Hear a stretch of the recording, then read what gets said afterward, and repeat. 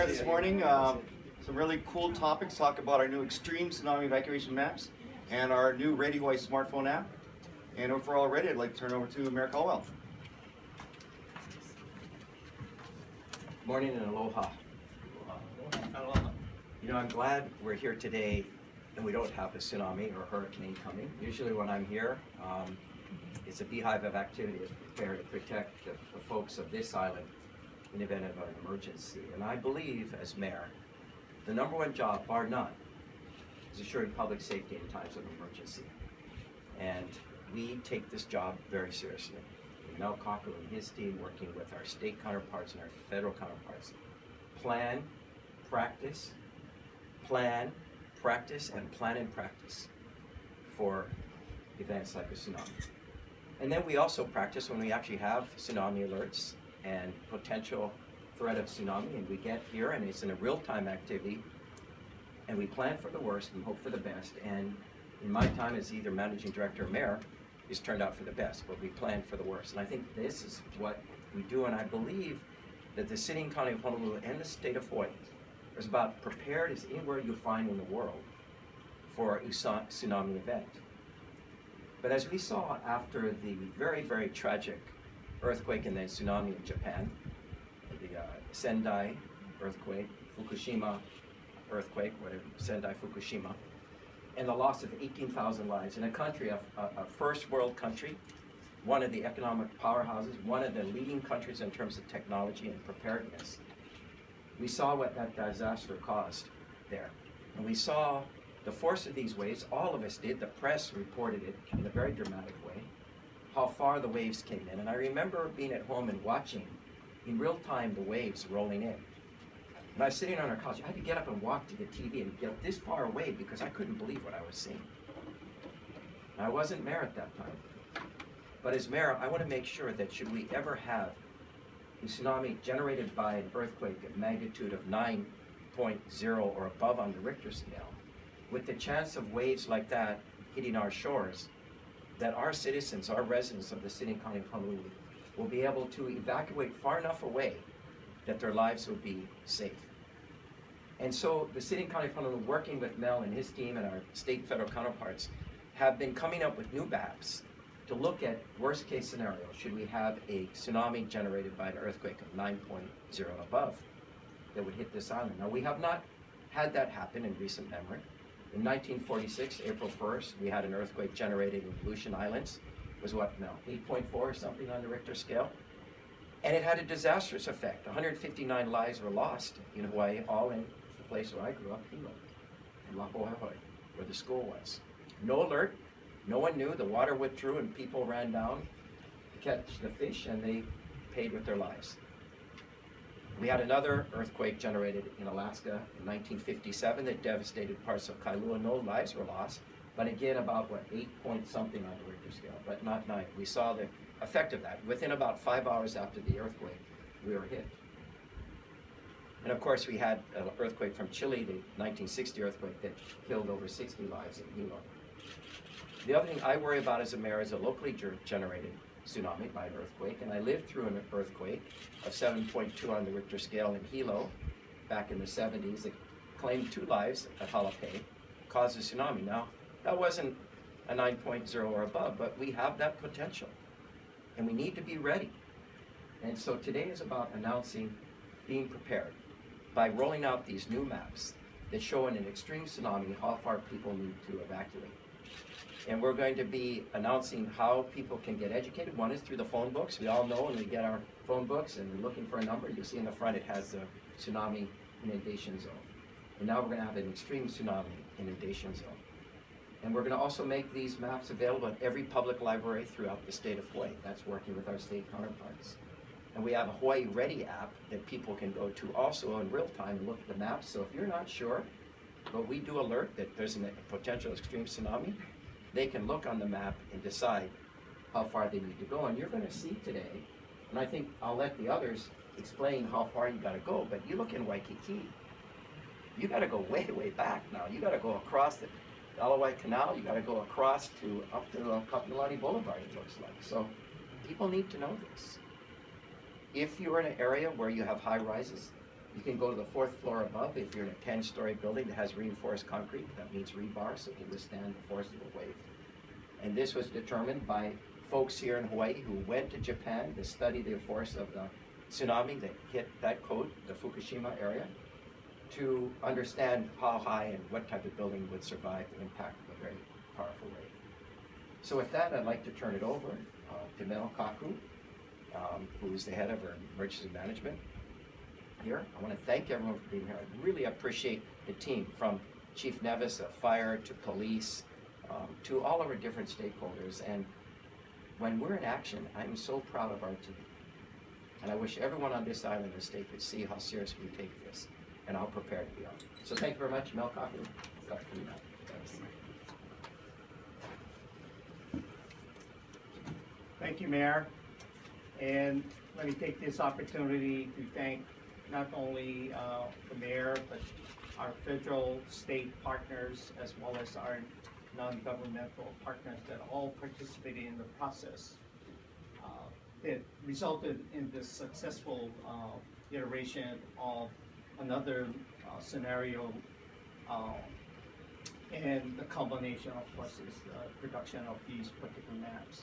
Our process began in 2013, in which we developed a series of maps in coordination and collaboration with a modeling study that was done by, thanks to the state of Hawaii here, Hawaii Emergency Management, that funded that particular modeling study. The scientific and geological information suggested that there was a massive 9.0 type of earthquake that occurred in the Eastern Aleutian Trench.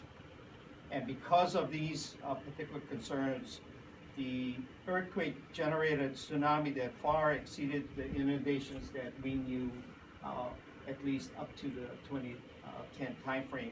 So we felt very strongly that we needed to look at this particular catastrophic scenario.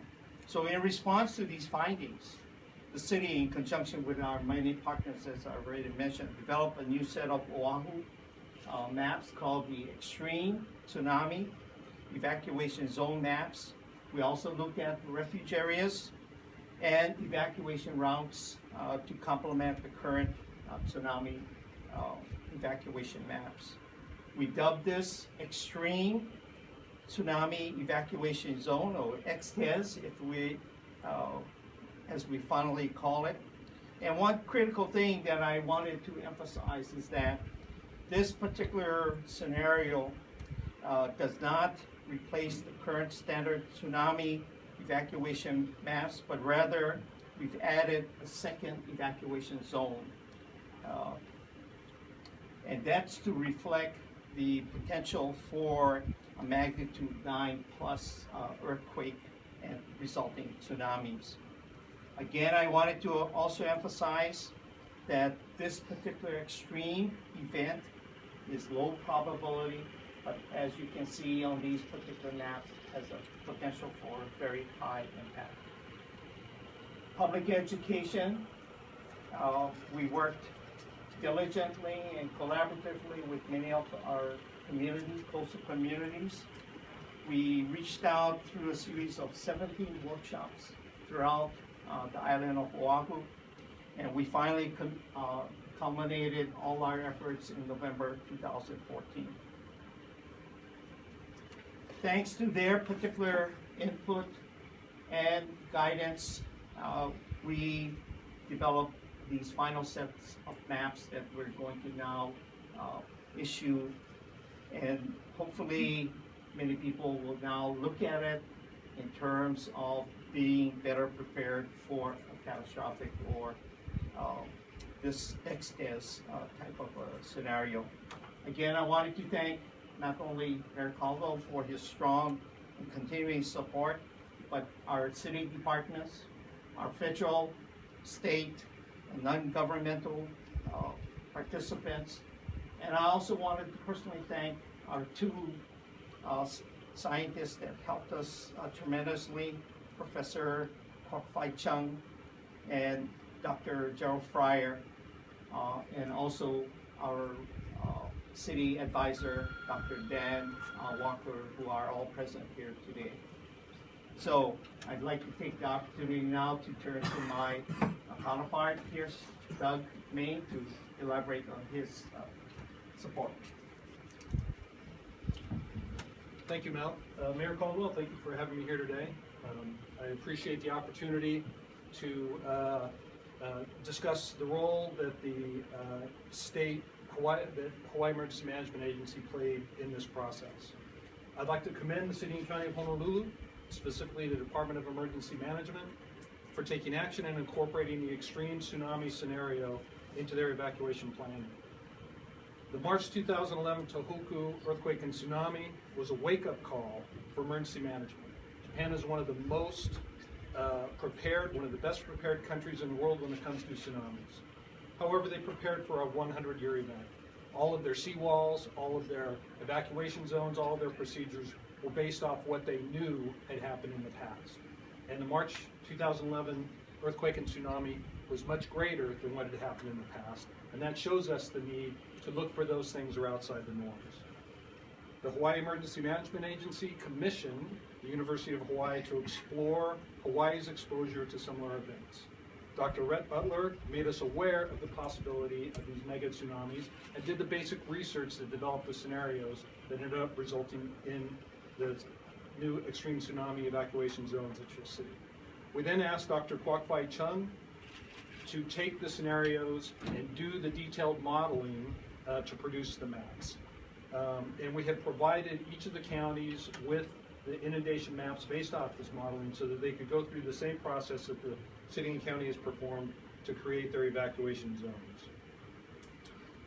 The process that the city and county used and the process that we've gone through with all of our partners really highlights the cooperation and the coordination that has to occur between science, with the government, and with the public in order to take this research, which oftentimes just gets left on the shelf, but take this research and actually turn it into good public policy. And that's what has occurred here. Basic research was applied to a problem that was identified, and then we involved the public, or the city and county involved the public in actually informing that policy and creating these maps. As emergency managers, we're constantly re-examining the threats and looking for what is coming out there next. I'd just like to take this opportunity to remind everybody that although we're talking about tsunamis today, we are at the beginning of the hurricane season, and I please ask everyone to continue developing their plans, making their kits, and rehearsing their family emergency plans and preparing for disasters. I'd like to thank our partners at NOAA who provided the funding for this program. They provide funding to the Hawaii Emergency Management Agency, and we use this to provide the University of Hawaii with the research grant to produce these maps. At this point, I'll be followed by John.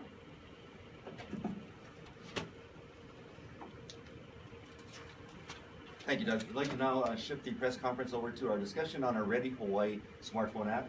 With that, I'd like to invite our Deputy Director, Peter Hirat, to tell us all about it. Peter? Good morning, everybody. Thanks for coming. It's not all doom and gloom. We have an app for that, so that's the great news about this.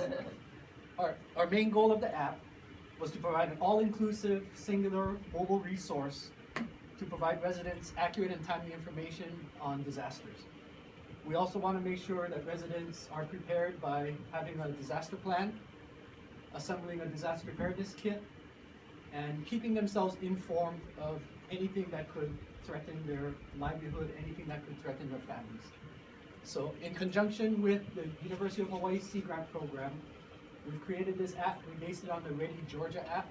Ours is called Ready Hawaii app. This is going to be a statewide app that any Hawaii resident, or anyone for that matter, can download on either their iPhone or their Google Play Android device. And they can do some of the features that you see scrolling in the back here. Some of these features include real-time local weather and public health alerts. They can create and edit their profile and keep that profile and keep all the emergency information in the app on their phone. It'll be very secure there. It will not go anywhere beyond their phone. They can also look up maps of shelters. They can look up maps of evacuation zones.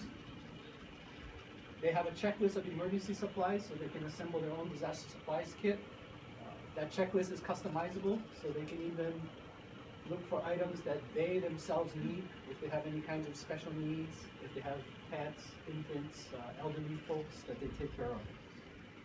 There's also information on what to do during different types of emergencies, and there's a comprehensive history of past disasters that affected Hawaii also on this app.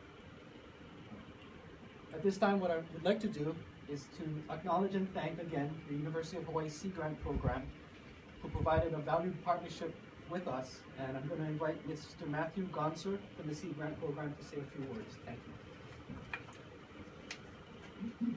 Aloha and good morning. Again, my name is Matt Gonser with the University of Hawaii Sea Grant College Program. Just a real brief additional bit of context.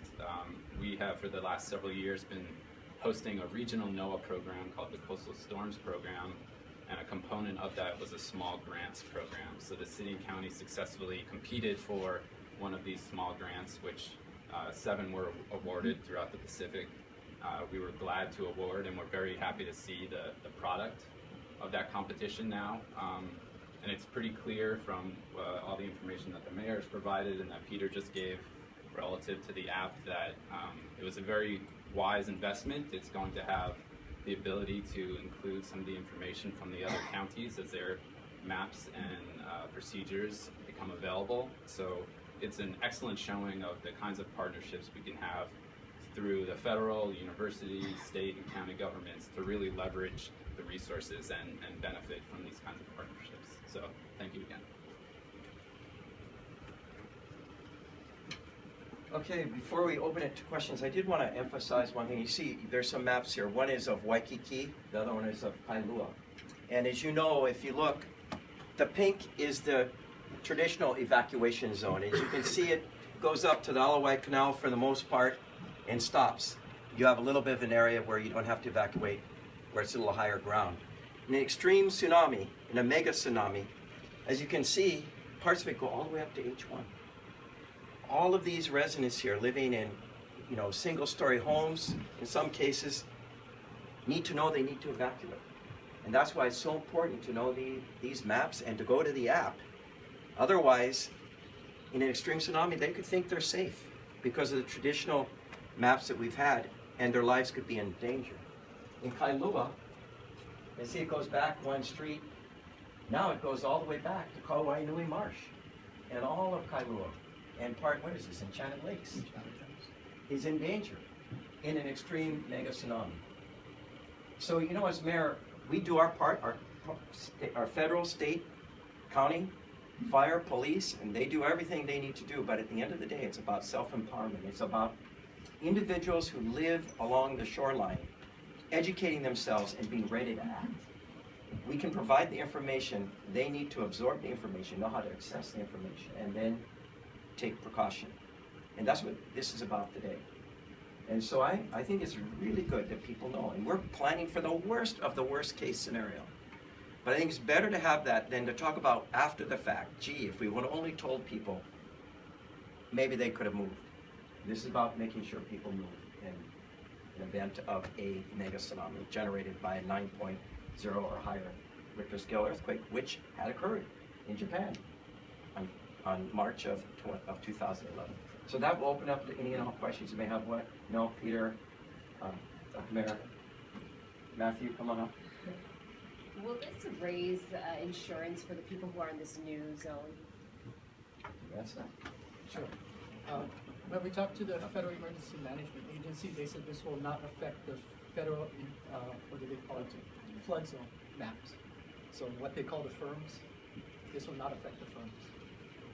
How much did the maps and apps cost? And I take it you'll have a public awareness campaign, and what's that going to cost? You want The app development cost us roughly $40,000. We hired a contractor. maybe you could reemphasize.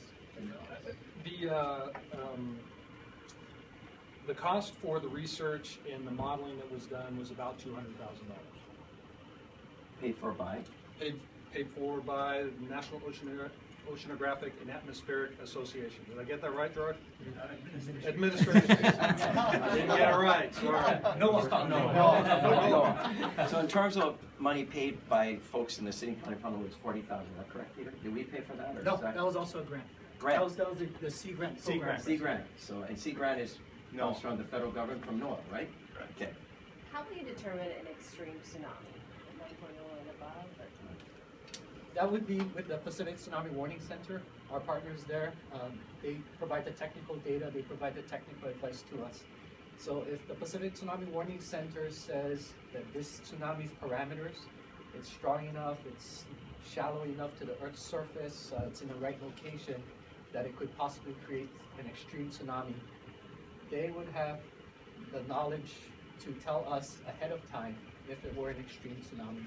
And so immediately after we blow the sirens and we have the initial warning, we'd be able to say that this is an extreme tsunami versus just a regular tsunami evacuation. And Peter, I guess Oahu would be at an advantage. Port Kauai would get struck first with an Aleutian trench event, and then that would give us some indication of how extreme the tsunami could be. I think the extreme tsunami, they have the deep ocean buoys. That would probably give us a very good indication even before the Hawaiian Islands were affected. And these maps are going to be issued island-wide very shortly. And so it won't be Port Kauai anymore.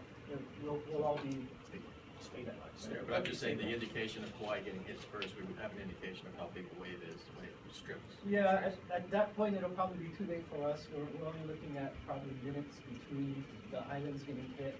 I think the deep ocean buoys are probably a better indicator for us as far as how strong the wave action will be. How about the Andrew, Frank you are Fossey? correct. We'd be able to see, and we did watch. Remember the last earthquake, Hilo? We saw the water sucking out and the round coconut on it. It was giving some indication. Although you can't totally know because it depends on what happens between the channels. But we definitely would be paying attention, right? Oh, definitely. What's happening? How about this building right here, Mayor? We're in the basement. Are we in the extreme tsunami zone right here? We are at the edge of the extreme tsunami evacuation zone, correct? And what we're doing right now is working on procedures on how to address that during this.